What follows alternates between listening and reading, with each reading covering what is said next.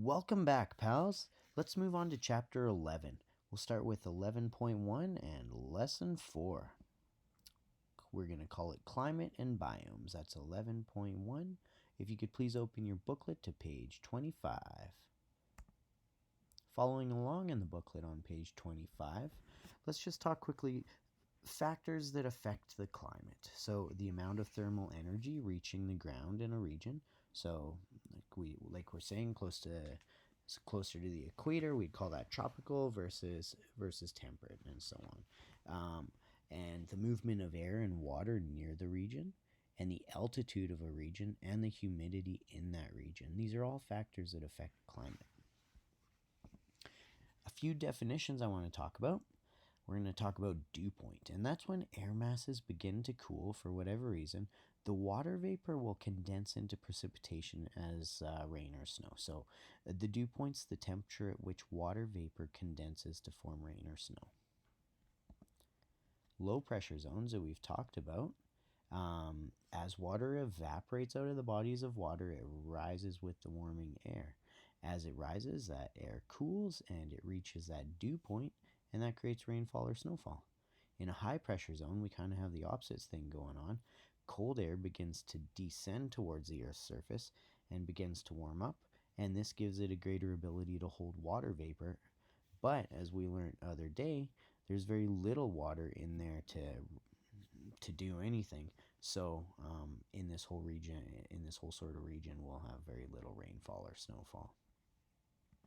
Okay, we have a fancy thing called a climatograph.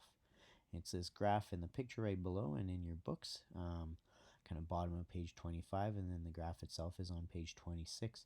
And what it is a graphical representation of climate data for a specific region and time period. So scientists use these graphs, climatographs, to compare climates of different regions.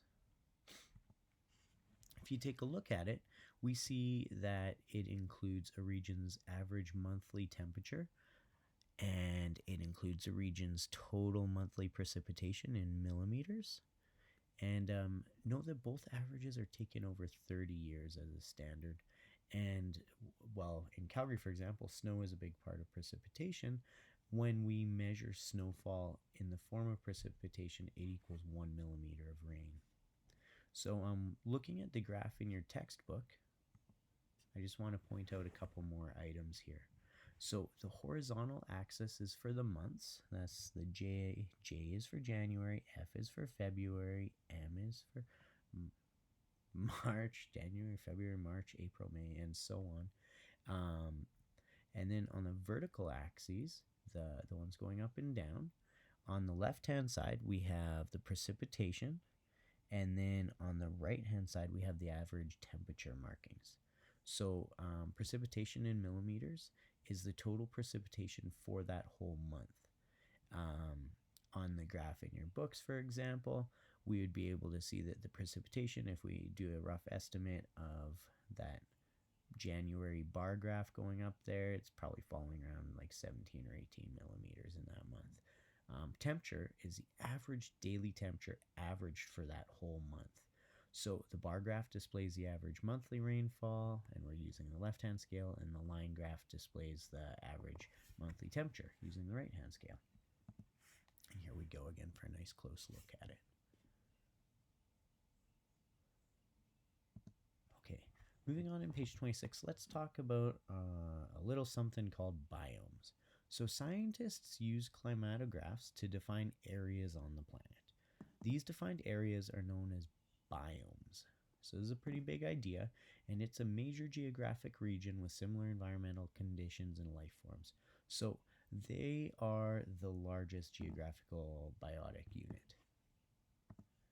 Just to give you a visual here, if we have what we call habitats, which I don't know if you talk about any certain animal in any book, it'll tell you like the habitat of the, I don't know, ground squirrel is this or that, and that's a place where an organism lives, or the place where the organism is usually found. Then we talk about ecosystems, and that's bigger. That's a community of living organisms. So habitat, we're talking about like one organism. An ecosystem, we're talking about like a community of these ecosystems all together, and then nested within, and then that's nested within biomes. So the biome is kind of the next biggest unit that we consider. Continue on page 26 here. We have a few types of biomes, and most of the planet's covered with freshwater and ocean or aquatic biomes. But we're going to focus on the various land or terrestrial biomes, if you will. Each of these biomes is characterized by the climate, which also affects the types of organisms found in the region. So, again, each of these biomes, we characterize them by the climate, and also and this also affects the types of organisms that live there, obviously. Um, so finally, some scientists will tell us that the biosphere can be divided into 16 different biomes, but we're going to just divide it into 6 biomes. We're going to talk about grasslands. That's our little picture with the horsey there in the top left. We're going to talk about desert, which is the desert beside it. Then we'll move on to tundra, which is our friendly horned animal there in front of a big mountain. And we'll talk about taiga, just to the right of that. And then we have our tropical rainforests, and we have our temperate deciduous forests. Now, part of your homework for this is if you don't know what any of those words are, I want you to do a quick Google search and figure that out, okay? And make a little note in your booklet as to what each ones of those are,